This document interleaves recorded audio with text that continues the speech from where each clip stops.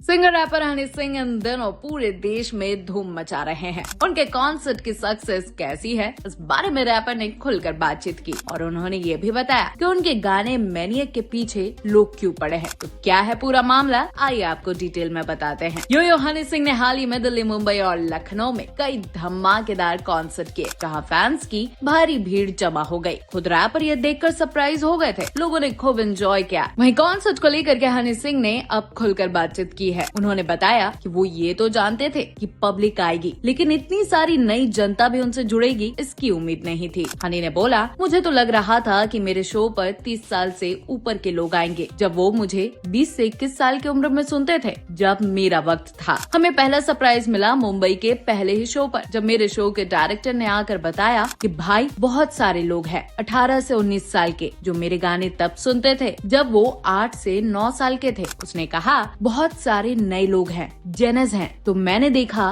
कि बहुत सारे लोग हैं। वो लखनऊ और दिल्ली के शो पर भी दिखे। मुझे बहुत खुशी है कि मैं नई ऑडियंस को जोड़ पाया। वहीं हनी सिंह के कॉन्सर्ट में 10 साल की बच्ची भी आई थी और आकर उन्हें गले लगा लिया था। हनी ने कहा कि वो बहुत प्यारा मोमेंट था। ये सब मेरे लिए अचीवमेंट से कम नहीं था। वहीं पिछले दिनों हनी सिंह ने आज तक के साथ इंटरव्यू में अपनी कई सारी बातों को बताया और ये भी बताया कि वो 5 बेटियों के पिता बनना चाहते हैं। उन्होंने साथ ही अपने इस ख्वाहिश पर भी बात की। हनी ने कहा कि लोगों की इतनी दुआएं मिल रही है तो जल्द ही सच हो जाएगा। बिल्कुल, लोगों की दुआओं में बड़ी ताकत होती है। इधर सिंगर रैपर हनी सिंह ने जब स्टेज से एक नाम लिया और कहा कि मेरे कमबैक का क्रेडिट कपिल त्यागी भाई को जाता है, तो हर किसी में ये जानने की होड़ लग गई कि आखिर वो है कौन। हनी ने बताया कि कपिल एक ऐसी बड़ी शख्सियत है जिन्होंने बुरे वक्त में उन्हें खूब संभाला। हनी जो भी आज काम कर रहे हैं वो कपिल की बदौलत है। हनी बोले, कपिल त्यागी मेरे बड़े भाई जैसे हैं। मेरी जिंदगी में वो तकरीबन 4-5 साल पहले आए, तब मेरा मन हिंदुस्तान में कुछ करने से उब चुका था। उन्होंने बताया कि कपिल के साथ उन्होंने डिस्कशन किया था कि अब उनका मन कुछ भी इंडिया में करने का नहीं है, तो वो कहते थे कि तुम काम की तरफ ध्यान क्यों नहीं देते। तो हनी ने बताया कि मैं शाहरुख खान, अमिताभ बच्चन,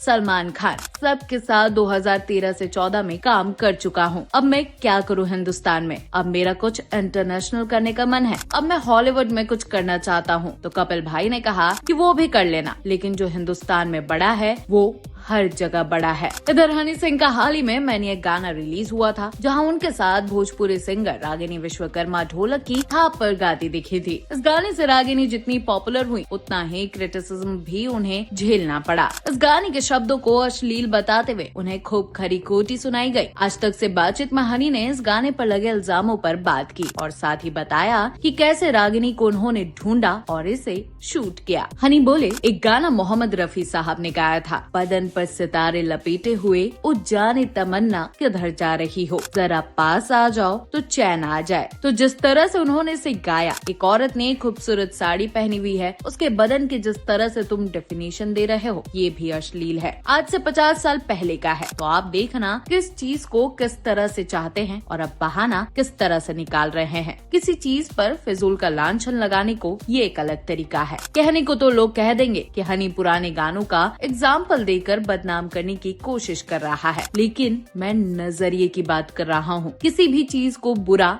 नजरिया बनाता है। हनी सिंह ने साथ ही रागिनी के बारे में बात की और कहा, मैंने इंस्टाग्राम पर एक रील देखी थी जहाँ वो ढोलक बजाकर गा रही थी, तो मैंने उस बच्ची को ढूंढा, लेकिन मैंने सोचा कि अगर मैं इसको दुबई बुला लूंगा तो ये घबराहट में शायद ना गा पाए। तो मैंने अपनी टीम को मुंबई से भेजा और कहा कि वीडियो कॉल पर रहना और बताना मत कि मैं कमांड दे रहा हूँ। उस बच्ची को तो पता भी नहीं था, उसने मेरे लिए गाया है। मैंने बाद में अपना म्यूजिक उसमें ऐड किया था। मैनियक पर जो भी कंट्रोवर्सी हो रही है वो मेरी नहीं, उस बच्ची के साथ हो रही है। वो वही सेम प्रॉब्लम फेस कर रही है जो मैं 14 साल पहले फेस कर चुका हूँ। लोग बर्दाश्त नहीं कर पा रहे हैं कि सड़क पर गाने वाली बच्ची कहाँ म्यूजिक वीडियो में आ गई। हनी ने आगे कहा कि पुराने गाने बहुत से ऐसे हैं जिन पर अगर आप सोचो तो कंट्रोवर्सी हो सकती है। जब उन पर कुछ नहीं कहा तो फिर रागिनी को क्यों टारगेट कर रहे हैं। वहीं फिलहाल हनी सिंह अपनी शानदार पारी के लिए तैयार हैं। उनके गाने मिलियंस में व्यूज दे रहे हैं। ये कहना गलत नहीं कि रैप गानों की दुनिया का